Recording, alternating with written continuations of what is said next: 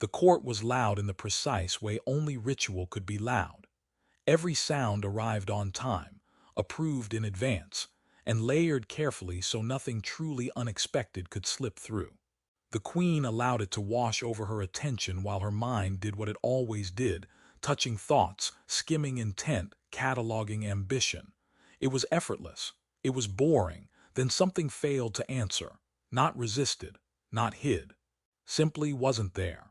Her perception stumbled, the way a foot did when a stair went missing. For half a breath, the future went unsorted. She adjusted, assuming fatigue, assuming interference, assuming one of the thousand things that never threatened her authority. The second pass failed the same way. She focused. The silence stood behind the eastern column, exactly where a human guard had been placed for ceremonial symmetry. He had not moved since the session began. He had not moved since any session ever began, as far as anyone could remember. The queen realized with faint irritation that she had never remembered him at all. She reached again. The court shimmered with readable minds, fear, pride, hunger, one counselor thinking about lunch too early.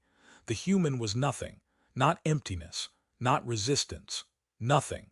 A diplomat laughed at his own joke. Someone else laughed because they were supposed to. The queen's attention did not return. "Pause," she said. The court froze mid-noise, a well-trained animal holding its breath. One official blinked too late and apologized immediately. She stepped closer to the human. Her senses failed again, harder this time, as if reality itself had shrugged. "State your function," she said. The human said nothing. "Yes, yes," a counselor said nervously. "They don't speak." "I know," she replied. "That is not the function I asked for."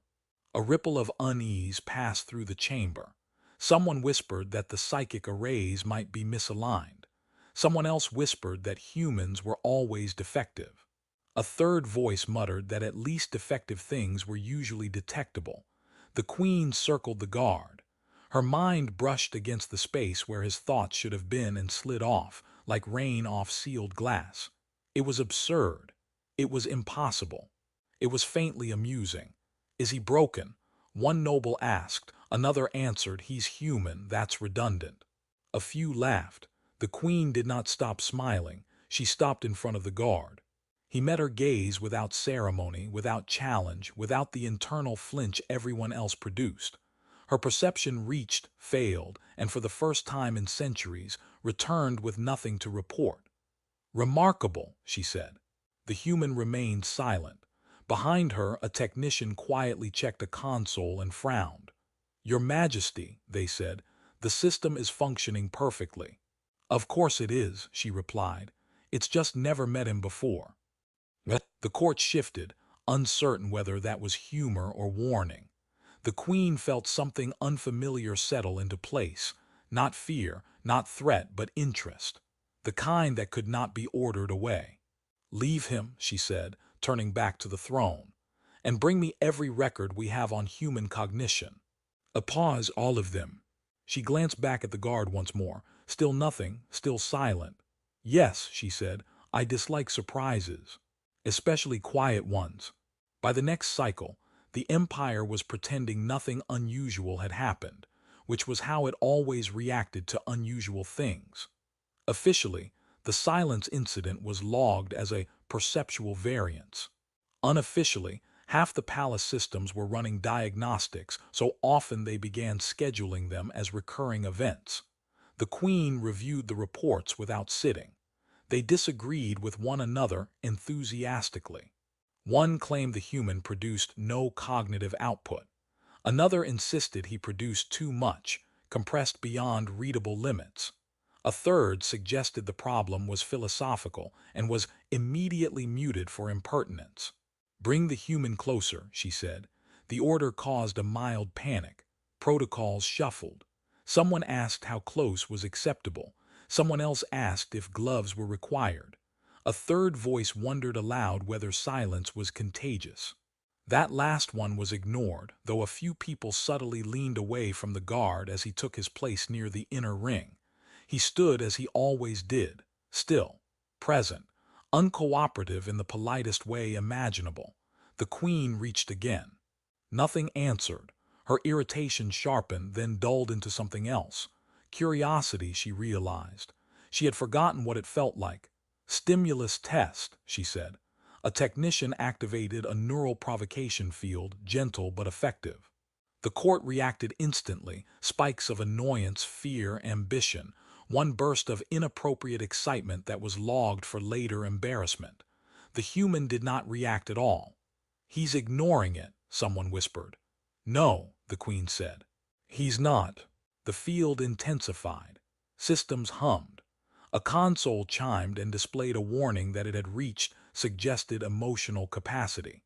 The human shifted his weight slightly, which caused a small cheer from the observers, quickly followed by disappointment when nothing else happened. "Remarkable discipline," a noble said. "That's not discipline," another replied. "That's cheating." The queen felt a laugh press against the back of her thoughts and allowed it through. It startled the room more than the silence had. "Deactivate the field," she said, "before we hurt someone who isn't even participating." The field shut down, sulking. A researcher cleared their throat. "Your Majesty, permission to ask the human a question." The queen considered this. "You may." The researcher turned to the guard. "Are you aware of your effect on imperial perception?" The human looked at them, thought, then shrugged. Several systems attempted to process the shrug and failed. "He communicates," someone said weakly. "Not helpfully," someone else replied. The queen watched the exchange, something in her posture loosening. The empire had mastered control, prediction, optimization. It had not mastered this. A being who did nothing and yet changed the room simply by standing in it. "Remove him from ceremonial rotation," she said at last. A gasp, a promotion, an exile. The court waited. "Assign him to proximity," she continued. "I wish to see what else stops working." The human inclined his head, as if acknowledging an order he had never heard spoken. The queen felt the silence move with him, a calm, uncharted space. For the first time in centuries, the empire was not listening, and it was unsettled enough to laugh about it. The empire fractured politely. Committees formed to discuss the implications of proximity. Subcommittees formed to discuss whether the committees were overreacting. A private channel appeared, labeled temporary, which everyone immediately used and no one officially acknowledged. The human remained where he was assigned, close enough to the queen that her perception bent around him like light around a blind spot. It was distracting, not unpleasantly, just wrong in a way that refused to be corrected. Council sessions grew shorter. Arguments lost momentum.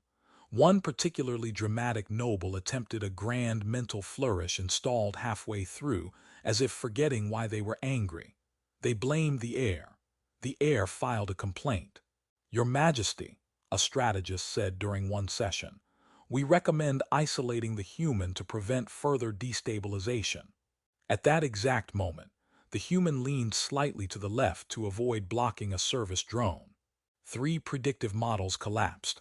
One simply displayed the word rude and shut itself down.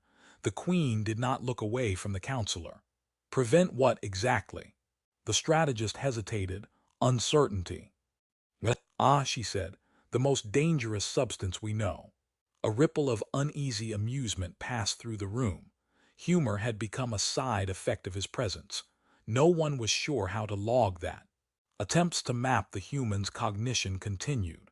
Advanced scanners produced elegant, useless spirals. Temporal probes reported that he existed very consistently in the present, which irritated the future analysis division to no end. One analyst suggested that humans might be mentally lazy. Another suggested they were efficient to the point of invisibility. Both were reprimanded for speculation, which everyone enjoyed. The human himself was occasionally addressed, rarely answered. When he did, it was with gestures so minimal they bordered on conceptual, a nod that ended a debate, a pause that made a general reconsider a lifetime of certainty. Once, when asked if he understood the stakes, he took too long to respond, then raised one eyebrow. The room fell silent. "Is that a yes?" Someone whispered. No answer came. The silence felt fuller than speech. The queen noticed changes in herself. She interrupted less, listened more, found that without constant psychic input she could think in longer, slower arcs. It was unsettling. It was also restful. She laughed once during a council deadlock, and the sound startled her. It had not been calculated. Reports arrived from across the empire. Human workers performing slightly better when not supervised. Guards standing still enough to disrupt sensor nets. Entire rooms of humans registering as cognitively quiet when grouped together, like a shared agreement no one had announced. Containment is no longer feasible, an advisor said carefully. The queen glanced at the human. He was exactly where he had been an hour ago. No, she agreed, nor desirable. The empire had mistaken silence for absence. It was learning slowly that silence could be weight, and weight, once noticed, was very hard to ignore. The decision was announced quietly, which unsettled the empire more than any declaration of force ever had. There was no anthem, no psychic amplification, no ceremonial echo. The queen simply spoke, and for once the systems did not try to improve her words. Humans will no longer be classified as passive assets. The pause that followed was not system-induced. It was genuine. Someone laughed, unsure if this was a joke and hoping very much that it was. Someone else began to object, then stopped midway, distracted by the sudden realization that the objection had no emotional momentum behind it. The human stood at her side as he had for several cycles now, silent, present, unimpressed by history. We will not attempt to map their cognition further, she continued. We will not weaponize it. We will not fix it. A noble raised a hand. Your Majesty, with respect, that sounds dangerously close to doing nothing. Yes, she said, I've noticed. The probability engines issued a soft chime and switched themselves off. Later, they would claim exhaustion. No one would argue. The edicts followed, smaller but sharper. Human labor was decoupled from psychic oversight. Silent zones were established, areas where perception dampening was allowed, even encouraged. Several elites complained of headaches when exposed. Others admitted, reluctantly, that they slept better. One counselor proposed mandatory silence breaks and was mocked until three others quietly asked for details. The human was offered rank. He declined by remaining exactly as he was. Fair enough, the queen said, amused. I wouldn't want it either. She felt the change most clearly in herself. Without the constant flood of thoughts, she chose when to listen. She discovered the pleasure of uncertainty, the relief of not knowing everything before it happened. Once, during a minor dispute, she waited too long to respond and realized no one was afraid of the delay. They were thinking. The empire adjusted, slowly, complaining the entire time. On the final day of the session, the queen rose and turned to the human. You may go wherever you wish, she said, or stay. He considered this longer than necessary. Then he stayed. Someone exhaled in relief. Someone else rolled their eyes and joked that